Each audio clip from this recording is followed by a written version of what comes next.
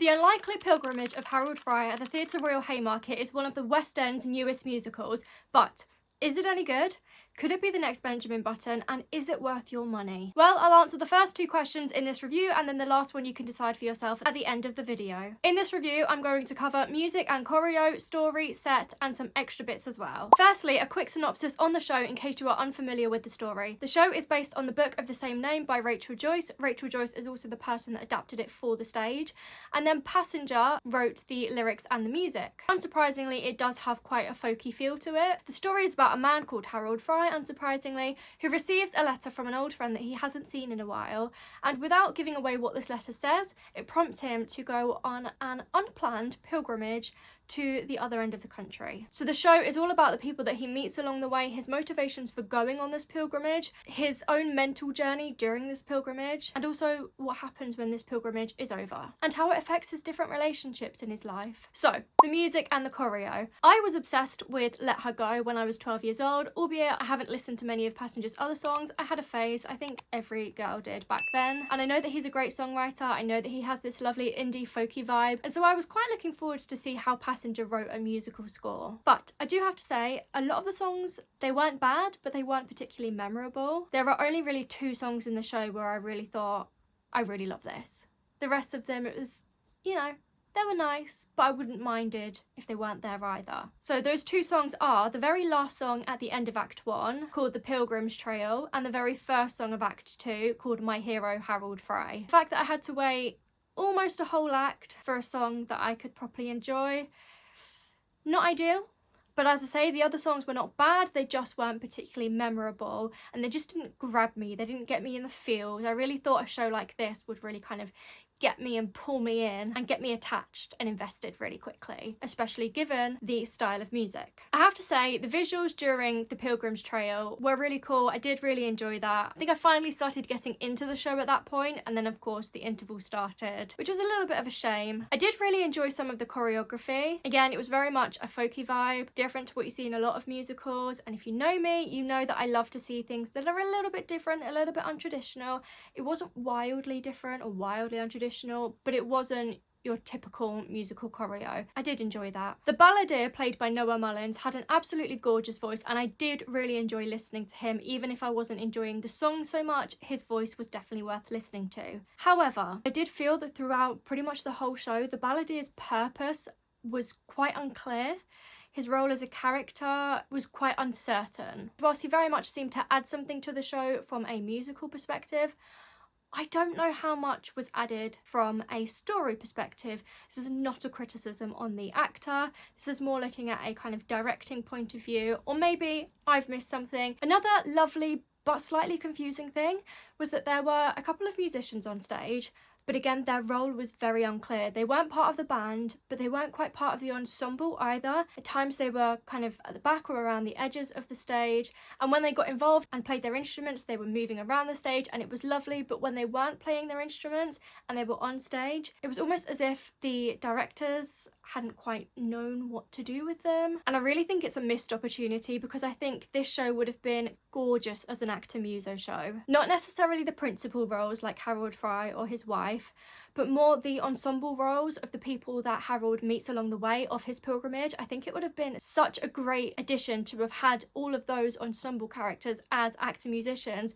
and then as we get a new character joining the group, we get a new instrument, and I think that was a missed opportunity. If it does come back in the future, I would really love to see them take that on, or take the actor muso format on in some form. In terms of the story, I really would have liked to have had more depth to the characters. I didn't really feel particularly invested in any of the character stories, not even Harold's, and I think if I'd seen more depth to the characters and understood more about them, then I would have felt that connection more. I think Harold's relationship with his son in particular is one that I really would have liked to have seen a clearer, deeper backstory to.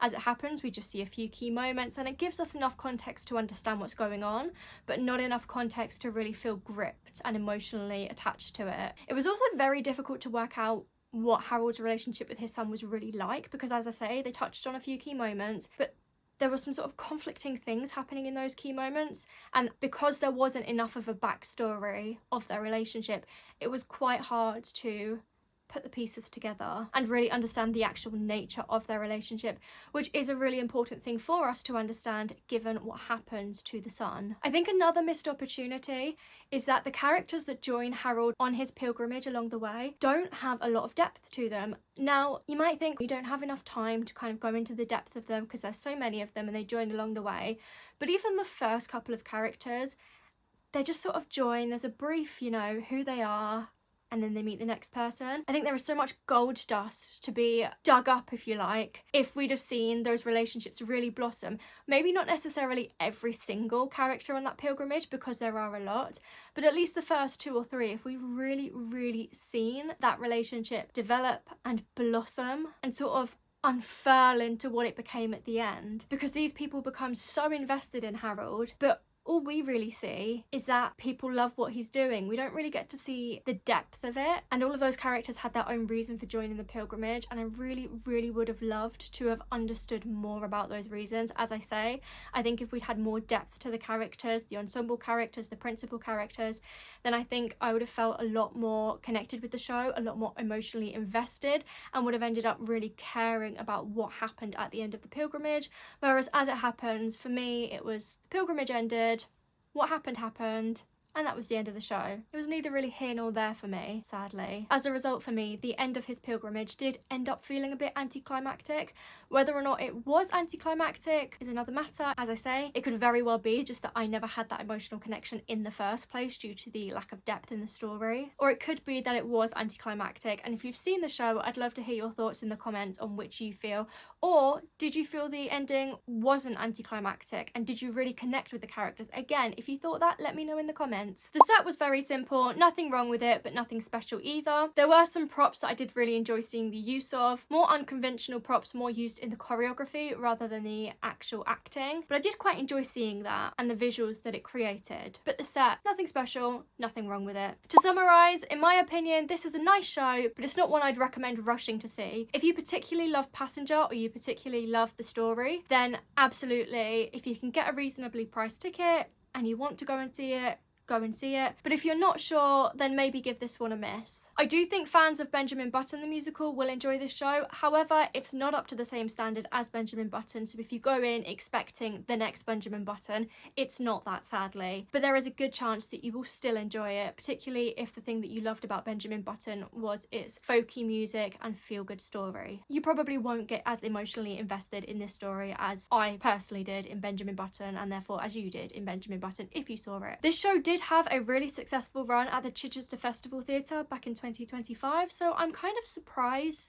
that it doesn't feel like anything particularly special. As I say, it's absolutely not a bad show. It's a nice show, and if you do really want to see it, then absolutely go and see it. But otherwise, I don't think it's anything to write home about. And I would be interested to see when this show closes in April, if they bring it back in the future but adjust things, maybe making it actor muso, maybe giving the characters more depth, maybe giving us more of a backstory to character relationships. If that happens, I would definitely be intrigued to see it again. Have you seen The Unlikely Pilgrimage of Harold Fry the musical? That's a mouthful. If so, let me know in the comments. If you haven't, do you want to see it? And if you've read the book but not seen the musical, let me know what you think of the story. If you've read the book and seen the musical, do comment below how they differ, because that's something else I'm really interested to hear, particularly from people who thoroughly enjoyed the musical and the book, or thoroughly enjoyed one but not the other. If you've watched this far, thank you so much. You've made it to the end of the video. Please like this video and subscribe. It really helps me out, and I will be very glad to have you along on this journey. I am a relatively new YouTuber. I started last month, January 2026, and I am going to continue making theatre reviews and other theatre videos. I've got a vlog coming up, I've got a What's on Stage awards predictions video in the planning, and I've got some other cool theatre related videos in the works as well. So I really hope you do subscribe and stay around to watch them.